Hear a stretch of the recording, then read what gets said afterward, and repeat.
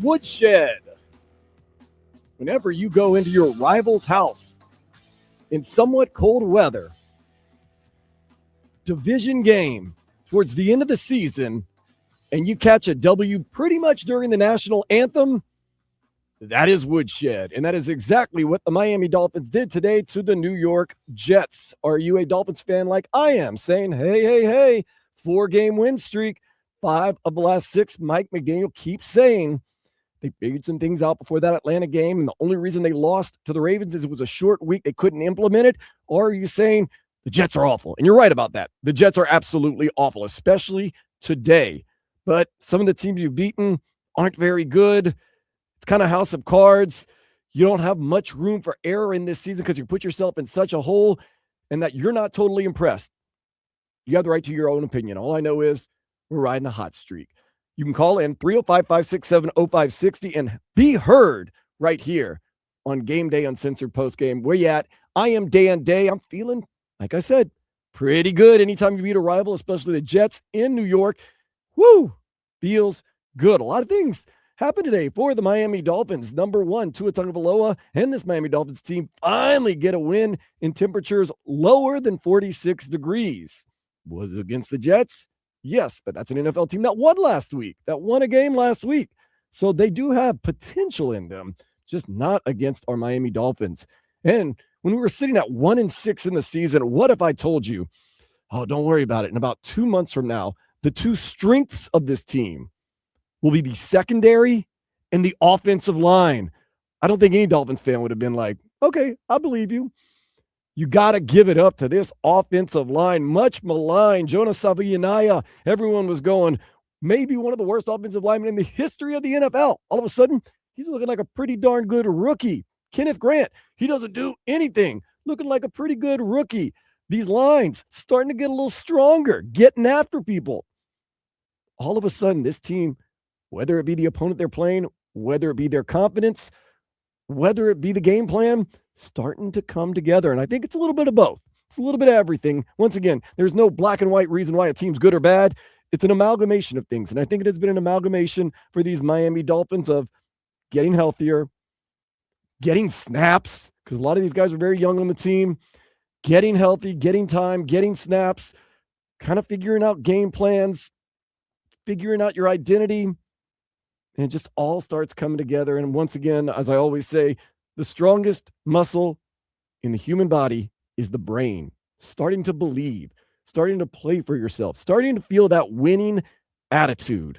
This Miami Dolphins team right now, they have the winning attitude. 4 wins in a row, 5 of the last 6, and we're on to try to get to 500 a week from tomorrow in Pittsburgh, who they're actually having a pretty good game today. But now you know you can win in the cold weather if you're the Miami Dolphins. This is the confidence grower. 305-567-0560. Want to hear from you. Let's go to the phone lines. 305-567-0560, 104.3 FM WQAM. What's your name? Where you calling from? Oh, they hung up on me. Never mind. Still want to hear from you. 305-567-0560. Are you celebrating the Dolphins win? Are you saying, oh, not really that impressive? And I understand. Look, the Jets have a long way to go. And they had basically their third-string quarterback in today, Brady Cook. And Brady Cook ain't cooking. And I don't think Brady Cook has a future in this league cooking.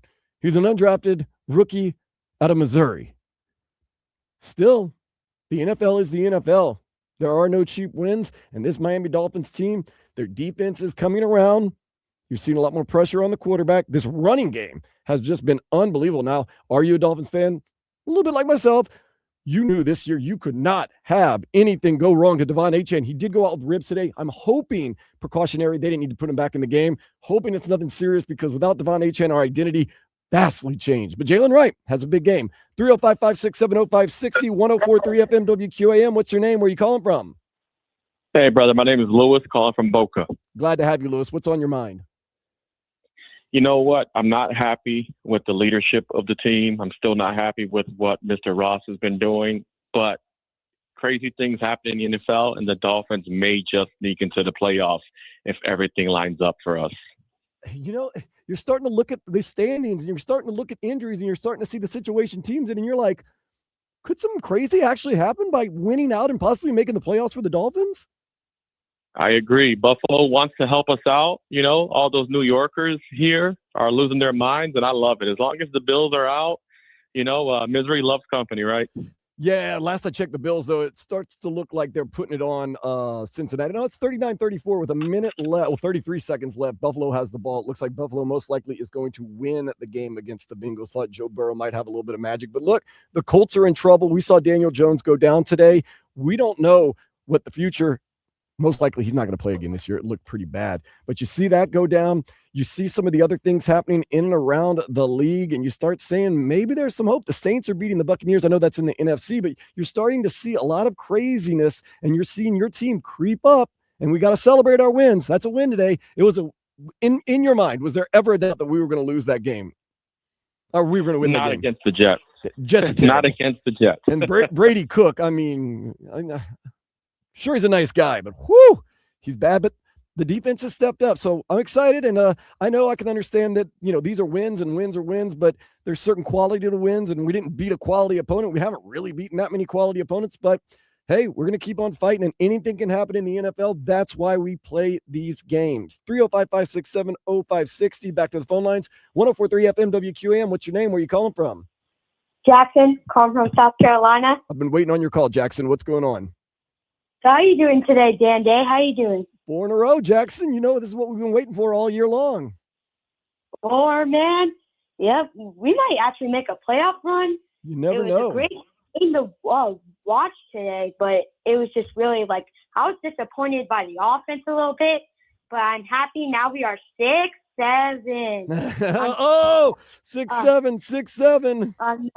And the defense did great. The offense needs to be a little bit more better on their converting on third downs, more passing a little bit to your big guys and stuff. But hope Devon A-Chain gets okay. We need him really bad because he's our only guy, because we can't depend on Jalen Wright or Ollie Gordon to take us to the end zone. Ollie Gordon is just a power back that can only get us a first down or a touchdown and a close one. But, converting on third downs is really what we need. Because look at our offense right now. Does this look like a playoff offense? It doesn't look like it. It's not converting on third downs. The third downs are a big issue, but we do have a Devon A-Chain in there. Anyway, he looks like a Pro Bowl or really an all-pro running back, to be honest with you. But if we keep doing this, we might not make the playoffs, but we still got the win, man. That's all is important. Fans for the win. Again. Jalen Waddle going to say it. Let's go, baby. Fins up, baby. Fins up, baby. 6-7. The Miami Dolphins on the season. They really played themselves back up against the wall. They don't have a lot of room for error, but right now they're doing exactly what they need to do, is win, and maybe instilling a willing attitude and a willing type of foundation to this organization that has wanted that for so long. We as fans are never that patient. We never want to see things through. We want it now. Well, we've waited long enough, and now this Dolphins team, at least this year, with the leadership council, I know some people don't like this leadership council, but with the guys they have and their mentality, they take the kickoff right away. They have the ball. Tua Tagovailoa goes into the quote-unquote cold weather. I don't know how cold it was. They said it was cold enough. Played pretty sharp. He didn't have big numbers, but that's understandable. He didn't need big numbers, and this Dolphins team did exactly what they needed to do to win the game. So they won big. You beat your rivals. You feel good as the game is just finished up. Very happy for our Miami Dolphins getting a 34-10 win. 305-567-0560, the number to call. Get your voice heard as this Dolphins team, whether you like it or not, whether you want to admit it or not, is on a winning streak. And one of the hottest teams in the NFL, at least when it comes to the past couple of weeks. Like I said, Tua Tagovailoa, I thought he looked a little bit sharper today. Then again, he didn't have to look super sharp after that laser quick start that we got out to. It was a lot of running, but that's what this Dolphins identity is now. This Dolphins identity is run the ball, do some play action, have the defense get in there and get gritty, and the secondary has been good. Jack Jones, can't knock him. Rasul Douglas had an unbelievable day again today. Had an interception again with 30 seconds left in the second quarter, right in the end zone. So he's had 2 big interceptions in 2 weeks, making this defense look formidable. When at one point in the season, we were a little worried that they were just going to get cooked by any joker around there, but ended up looking pretty good. Tua Tagovailoa on the day, I thought he was sharp enough. He's as sharp as he needed to be. 13 for 21, 127 yards, 1 touchdown. He took a sack, but he still had a rating of 94.7 against a 3-9 Jets team that it's hard to believe have not gotten an interception all season long. In 12 games, no interceptions for this Jets defense. They almost got a couple on Tua today. I'll give them credit, but almost doesn't count. Big day, career day for Jalen Wright as Devon Achane was on his way to having a career day. Devon Achane had 7 rushes, 92 yards, along with 39, 1 touchdown. His average was 13.1. Then Jalen Wright finally gets his chance and looks impressive while doing it. He steps up for Devon Achane, who had a rib injury that didn't really get in deeper to that. He had a rib injury. Don't know if they're keeping it out for precaution. Don't know if it's serious. I figure it's one of those things. When you get injured in the ribs, it is moment by moment, breath by breath, if you've ever been hurt in the ribs, but day to day. But he came back. He was on the sidelines. He had the coat on. He looked like he was okay, but we'll see. But Jalen Wright, kudos to him. 22 carries, 110 yards, along with 12 yards. He's breaking out a lot of them towards the end for around 10 yards a run. He had an average of 5 yards, 1 touchdown. This team is a running team. After 3.5 years of Mike McDaniel telling us that the running game is his baby, he has finally actually delivered. He walks the walk, runs the run, talks the talk. This team is a ground and pound team that's got some tough guys on the defense that could have quit earlier in the season, but did not. Zach Sealer has a big day. Chop Robinson coming around. Maybe that's Chop Robinson's MO. Slow starts, finish strong. I'd be all for it this season. Jalen Waddle had a pretty decent day. He had 1 carry for 21 yards. Along 21 yards on that end around. Jalen Waddle had 50 yards of receiving, 5 receptions, caught a touchdown. He had 7 targets, didn't really need to throw that many passes. Greg Dulcich coming out as a tight end, had a really nice play that got negated because of some penalties, but he had 3 catches for 41 yards. Darren Waller, only 1 catch for 13 yards. Once again, not needed as much. Devon Achane still marching to his over 1,000 yards rushing and hopefully over 500 yards receiving today. 1 reception for 13 yards. That means in the past 2 weeks, 1 reception, 13 yards for Devon Achane. But main thing is we're hoping that he is healthy and he is okay. Malik Washington, 3 receptions, 10 yards.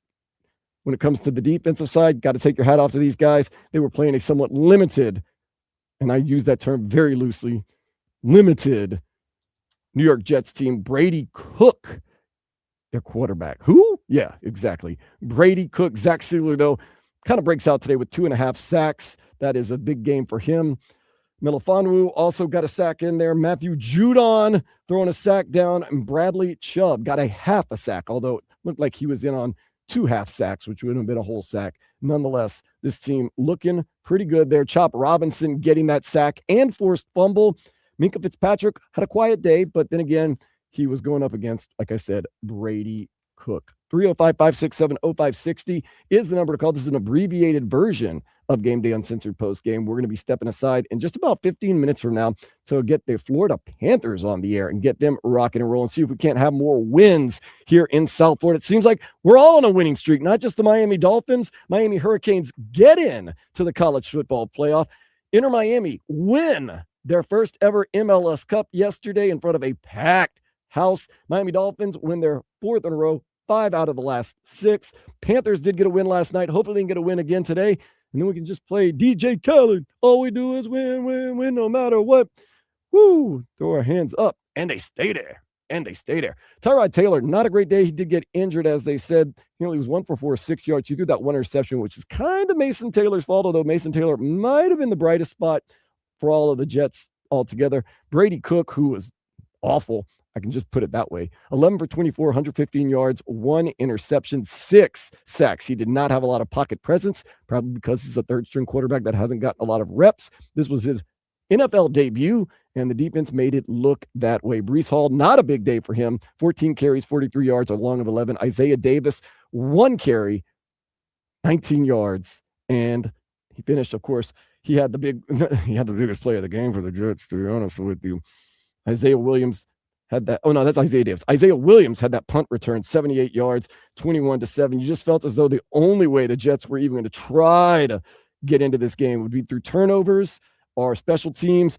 And they came close a couple times, but not enough. Mason Taylor, of course, Jason Taylor's son, 5 receptions, 51 yards. He did have that bobble. He did drop 2 passes, but still looked like probably the best thing they had going offensively for the New York Jets. All in all, though, a solid walk-away win for the Miami Dolphins, 34-10. Back to the phone lines, 305-567-0560, 104.3 FM WQAM. What's your name? Where are you calling from?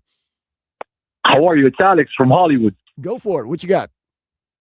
Man, 6 and 7, man. We're there. We're making progress. Now we get a Monday night game against the Pittsburgh Steelers a week from tomorrow. Monday night, going to be cold. The Steelers look good today. They're up 27-22 right now. They got to rough some Ben Gay every single day on A10, man. We really need A10. As A10 goes, the Dolphins often goes. You know how that is. But anyways, going forward, I just want to let Mike Tomlin know that one man's trash is another man's treasure. And if he wants to come on down, we'll take him with open arms. You know what I mean? I understand a lot of people are interested in Mike Tomlin. We could have had him back in the day.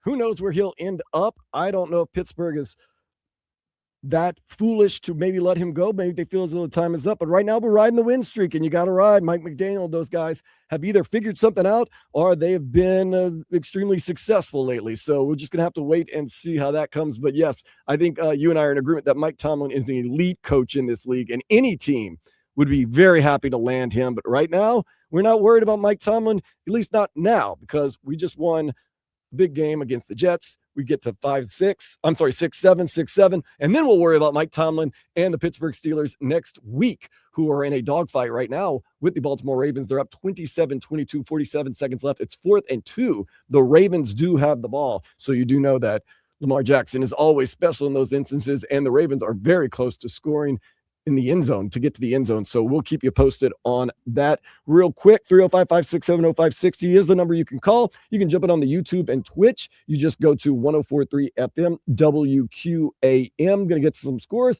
before we hand out the game balls happening right now.